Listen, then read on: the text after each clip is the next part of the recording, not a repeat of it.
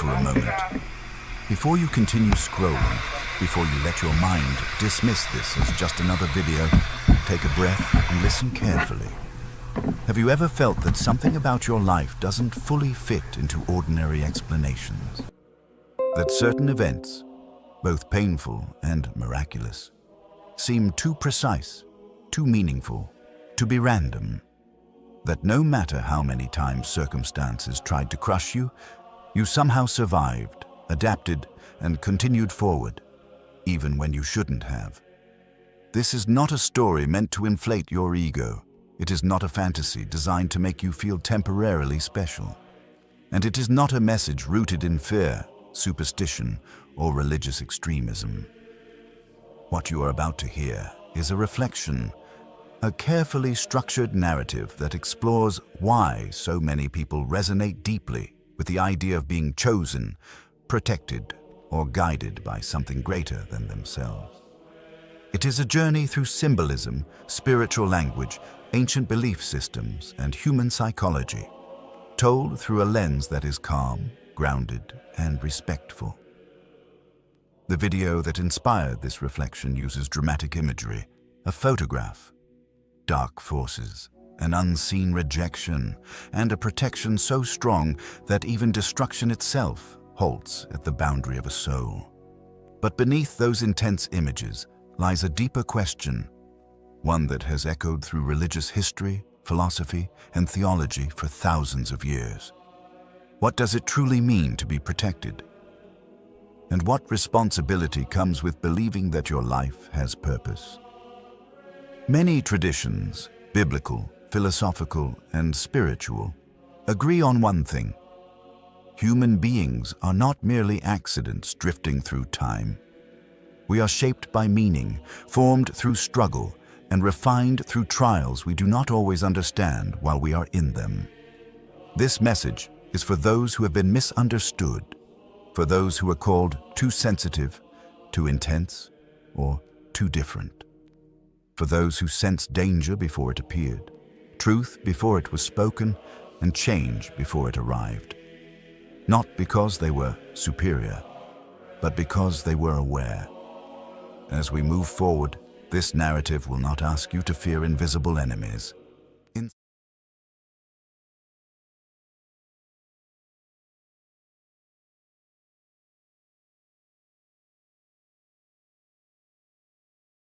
Stop for a moment. Before you continue scrolling, before you let your mind dismiss this as just another video, take a breath and listen carefully. Have you ever felt that something about your life doesn't fully fit into ordinary explanations? That certain events, both painful and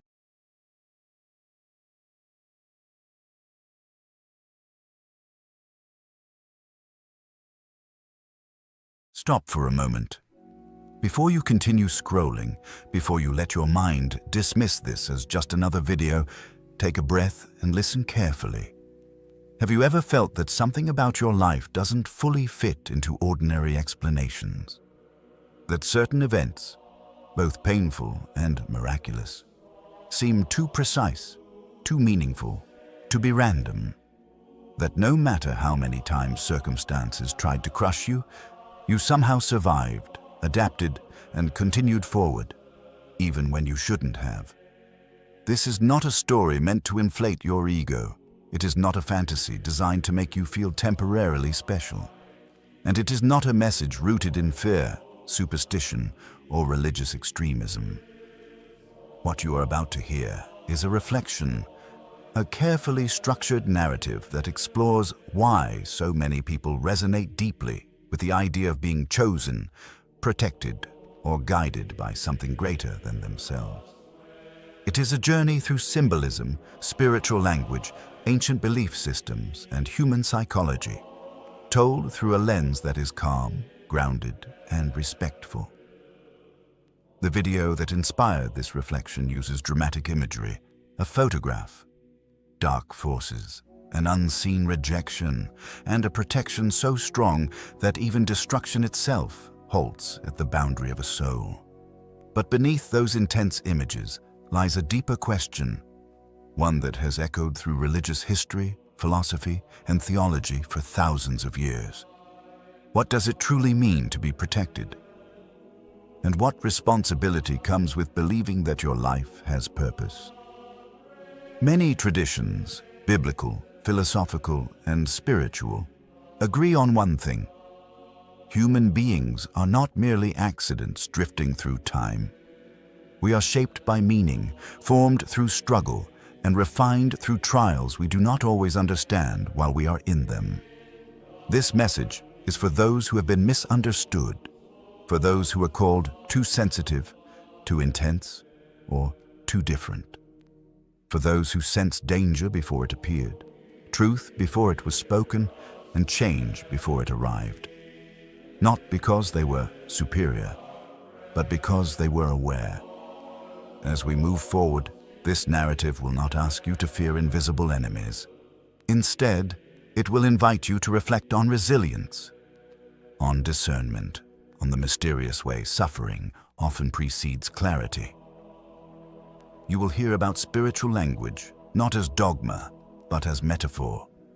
You will hear about protection, not as immunity from pain, but as the inability of pain to destroy your essence. And you will hear about being chosen, not as favoritism, but as responsibility.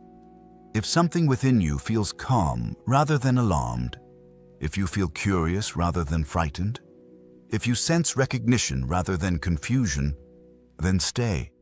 Because what follows is not about darkness chasing you. It is about why, again and again, you are never consumed by it. Part 1. The language of darkness and why it captures the human mind. Throughout history, human beings have always used the language of darkness to describe fear, uncertainty, and opposition. Before science had names for trauma, stress, or psychological pressure, people spoke of shadows, demons, and unseen forces, not because they were irrational, but because they were trying to describe experiences that felt larger than themselves. When someone says dark forces were sent against you, it does not always mean literal entities moving through hidden dimensions. Very often, it is symbolic language for something deeply human: envy, resentment, obsession, and the desire to control or destroy what one cannot become. The video that inspired this narrative uses intense imagery: a photograph, a ritual, a delivery into darkness.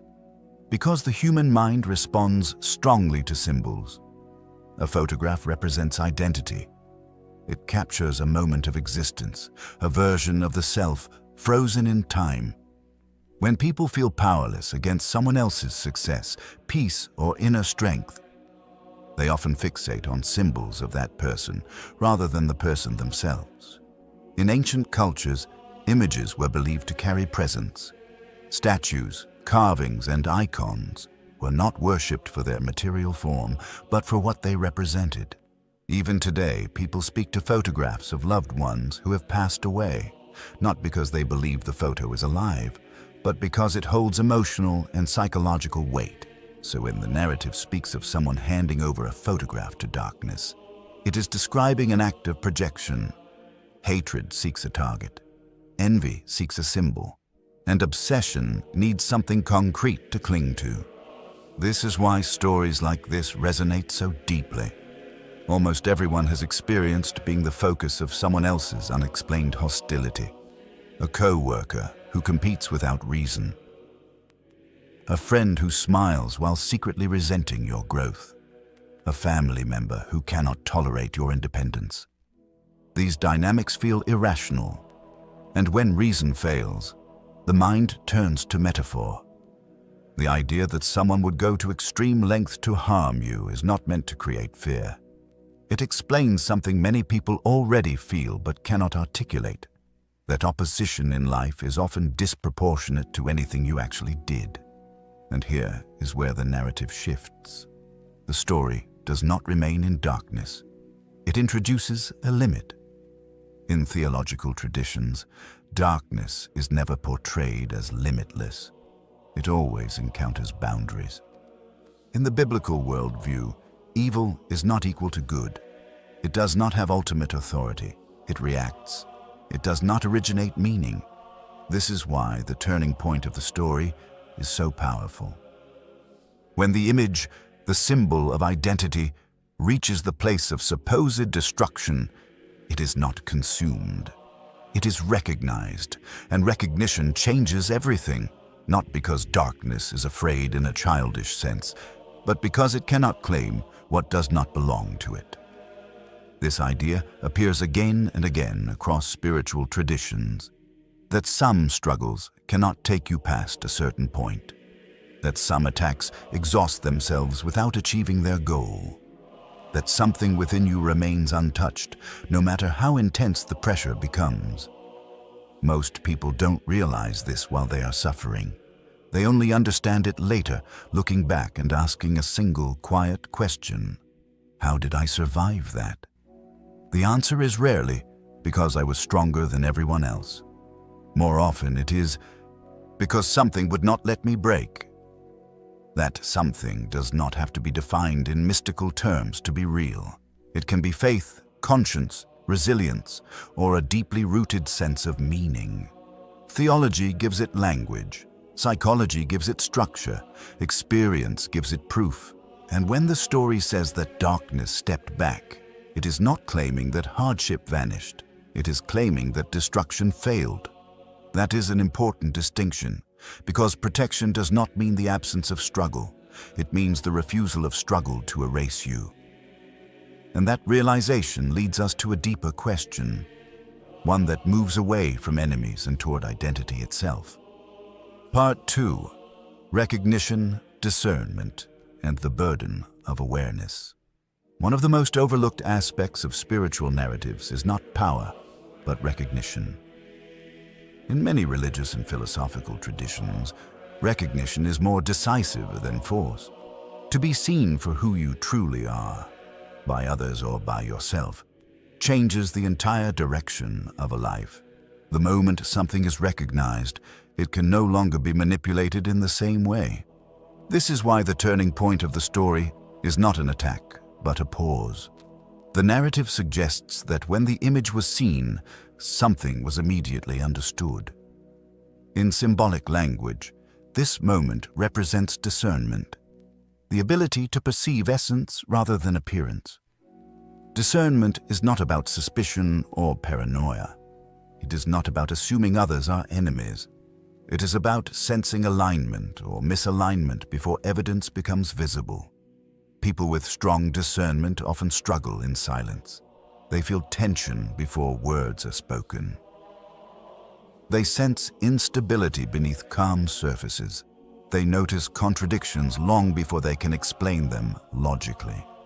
And because modern culture prioritizes visible proof over inner perception, these individuals are often told they are overthinking, imagining things, or being too sensitive. But sensitivity is not weakness. In theology, sensitivity is awareness. In psychology, it is perception. In lived experience, it is survival. The video frames this as a mark or seal. While that language may sound mystical, it is best understood as an internal orientation, a way of responding to reality that is difficult to corrupt. Not everyone who is aware becomes bitter. Not everyone who is pressured becomes cruel. Some people emerge from difficulty with clarity instead of resentment. That difference matters. Recognition in this narrative also works in reverse. Those who operate primarily through manipulation or appearance often fear being truly seen. Their identity depends on control, approval, or comparison. Often fear being when they encounter someone who does not their identity depends on control. Someone who cannot be easily intimidated. Often fear when they encounter someone who does not their identity depends on control. Someone who cannot easily intimidated. Often fear envy when they encounter someone who does not their identity depends on control. Someone who cannot easily intimidated. Often fear envy when they encounter someone who cannot their identity depends on control. Someone who cannot easily intimidated. Often fear, envy, when they are bound to energy, cannot their identity depends on control. Someone who can wear turns into compassion. Hostile fear, envy, when they are bound to energy, cannot their identity depends on control. Someone who can wear turns into compassion. Hostile fear, envy, when they are bound to energy, cannot their identity depends on control. Someone who can wear turns into compassion. Hostile fear, envy, when they are bound to energy, cannot their identity depends on control. Someone who can wear turns into compassion. Hostile fear, envy, when they are bound to energy, cannot their identity depends on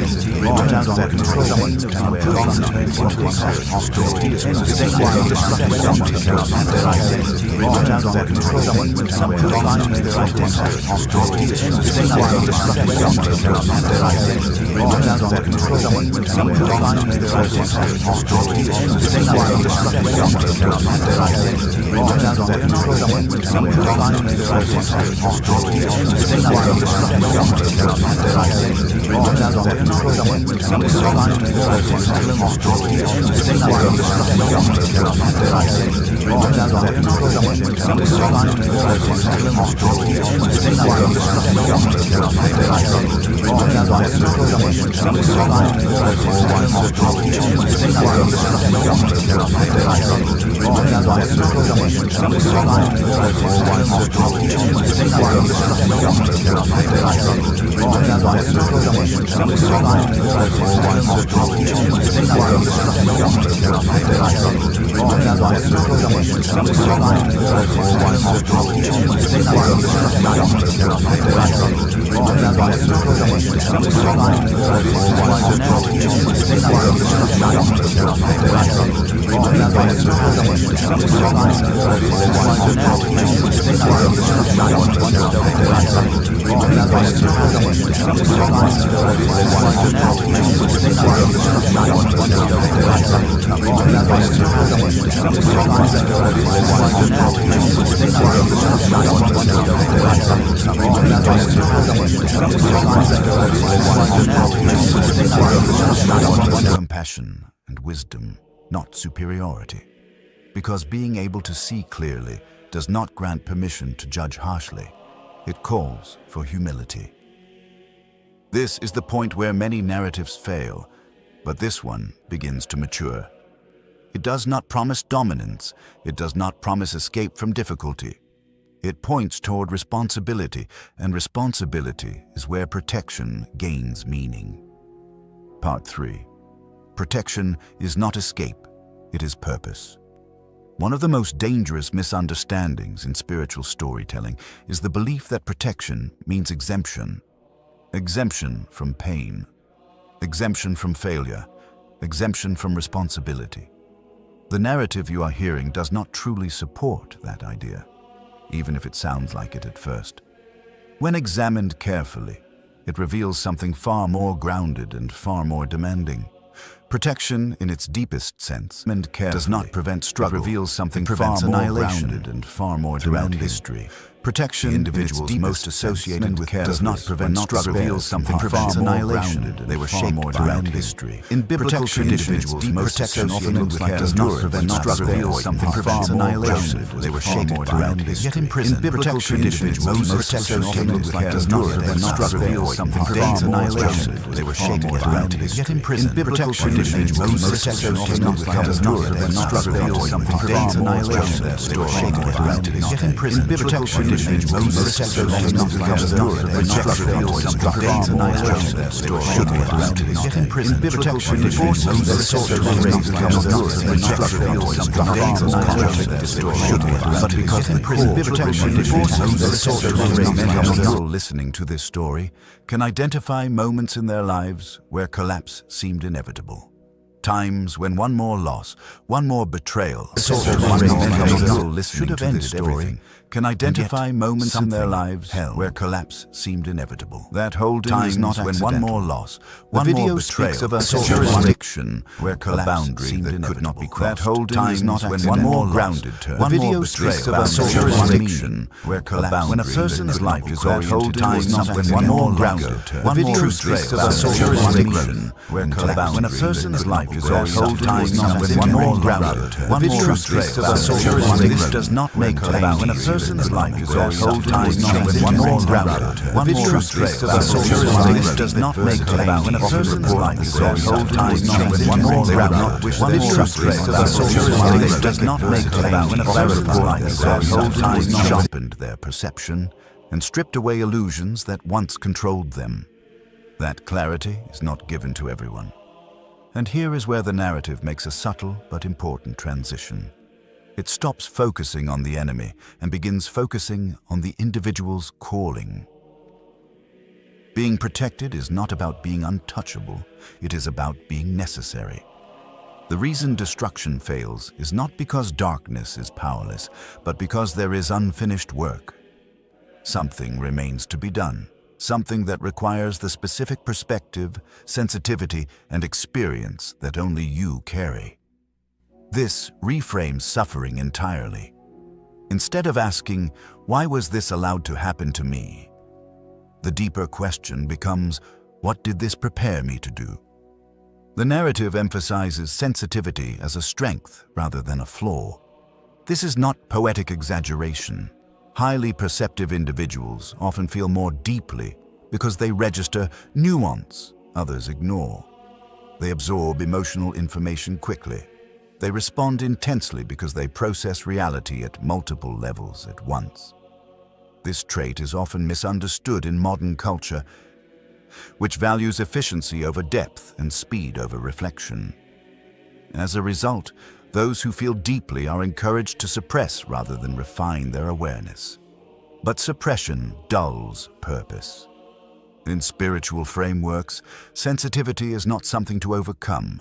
It is something to discipline. When guided by wisdom, it becomes empathy. When anchored in purpose, it becomes insight. When tempered with humility, it becomes leadership. Protection exists to allow that development to occur. The narrative also introduces an uncomfortable truth. Protection is not permanent if purpose is abandoned. Not in a punitive sense, but in a practical one. When someone refuses to engage their calling, when they shrink their life to avoid responsibility, the very traits that once preserved them can turn inward, creating restlessness, frustration, and loss of direction. This is why the story insists that protection comes with accountability. Not accountability for perfection, but accountability for action. The question is no longer whether you were protected. The question becomes, what are you doing with the time and clarity that protection gave you? Because preservation without purpose eventually becomes stagnation. And stagnation is a quieter form of loss. The narrative now moves toward its most challenging implication, not about enemies or darkness, but about choice. Part 4. Responsibility, choice, and the weight of being. Chosen. The word chosen is often misunderstood because it is associated with privilege. But in serious theological thought, being chosen has never meant being favored for comfort. It has always meant being entrusted with responsibility. In the Hebrew and Christian scriptures, those who were chosen were burdened before they were honored. They were called before they were confident. They were sent before they felt ready.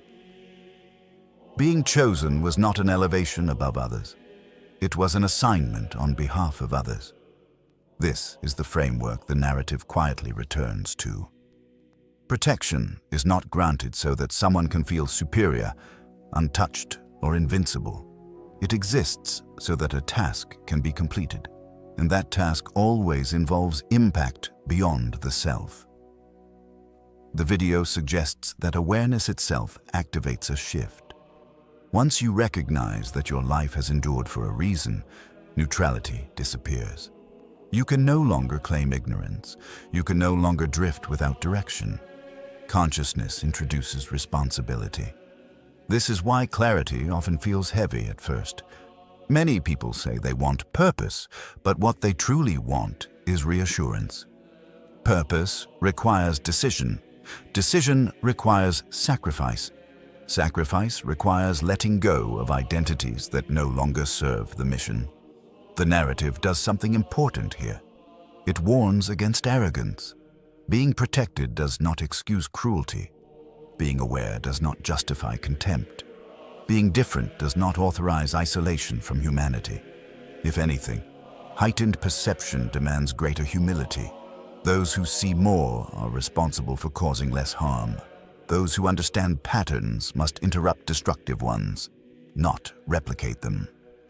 The text speaks directly to those who once opposed, envied, or attempted to harm. But notice that it does not celebrate their suffering.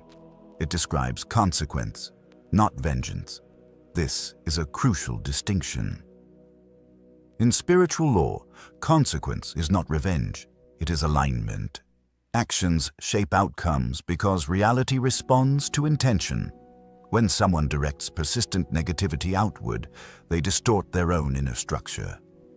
Over time, this distortion manifests as instability, confusion, and loss of coherence. Meanwhile, the person who refused to engage in that cycle continues forward. This is not moral superiority, it is psychological and spiritual mathematics. But now, the focus returns to you. If your life has repeatedly survived what should have ended it, then something within you is resilient beyond circumstance. That resilience was not given merely to endure. It was given to contribute. Contribution does not require platforms or recognition. It begins with presence, with discernment, with choosing not to pass pain forward, with becoming a stabilizing force rather than a reactive one. The narrative emphasizes that gifts unused will eventually be questioned, not punished, questioned. This mirrors a recurring biblical theme. Responsibility is measured not by talent, but by stewardship. What did you do with what you were given? Not what you achieved. Not how impressive you appeared, but how faithfully you acted with clarity when clarity was available. This is why the message becomes quieter as it deepens. It moves away from spectacle and toward introspection, away from enemies and toward intention, away from fear and toward agency. The future described is not magical. It is aligned. When identity and action synchronize, decisions simplify. When fear loosens its grip, opportunities become visible. When doubt fades, movement begins. This is not destiny imposed from above. It is cooperation with reality as it is. The narrative is now ready to close, not with a promise, but with a question that only you can answer. Part 5. Alignment, discernment, and the quiet shift ahead. There is a moment in every meaningful transformation that arrives without drama. No thunder, no announcement, just a subtle internal shift. The narrative describes this as a change in spiritual configuration, but in practical terms, it is alignment. Alignment between who you are and how you move through the world. When this alignment occurs, life does not become effortless, it becomes coherent. This is why clarity begins to replace confusion. Decisions that once felt heavy start to feel obvious, not because options disappear, but because contradiction dissolves. You no longer argue internally about what feels wrong. You no longer force yourself into environments that drain you. You no longer chase validation from those who never truly saw you. This shift is often misunderstood as luck. People will say things are finally going your way. They will assume circumstances improved randomly. They will attribute your calm to external success. But you will know the truth. What changed was not the world. It was your participation in it. The narrative speaks of opportunities appearing at the right time, people entering your life unexpectedly, and resources aligning when needed. This is not supernatural favoritism. It is the natural result of discernment guiding movement. When you stop ignoring intuition, you stop wasting energy. When you stop forcing outcomes, timing improves. Alignment reduces friction. This is also why discernment becomes sharper after awareness. Once you recognize that not everyone who approaches you does so with integrity, you stop confusing politeness with trust. You become selective without becoming cold, open without being naive. The story warns that some who once opposed you may return wearing different expressions. This is not paranoia, it is pattern recognition. People often attempt proximity to what they once tried to undermine, especially when they see it flourishing. Discernment here is not about rejection, it is about boundaries. Not everyone who apologizes has transformed. Not everyone who smiles has let go of resentment. Not everyone who praises you wishes you well. And yet, discernment does not require hostility. It requires stillness. When you are centered, pretense becomes visible without effort. You do not need to confront. You simply choose differently. This is the maturity the narrative points toward. Protection evolves into wisdom. Sensitivity evolves into insight. Survival evolves into direction. At this stage, fear no longer drives you. Curiosity does. Responsibility does. You begin to ask not, what might happen to me, but what is required of me now? That question changes everything. Because once you stop viewing yourself as a target and start seeing yourself as a contributor, your posture toward life shifts. You become proactive rather than reactive, intentional rather than defensive. The narrative suggests that hearing this message itself activates awareness.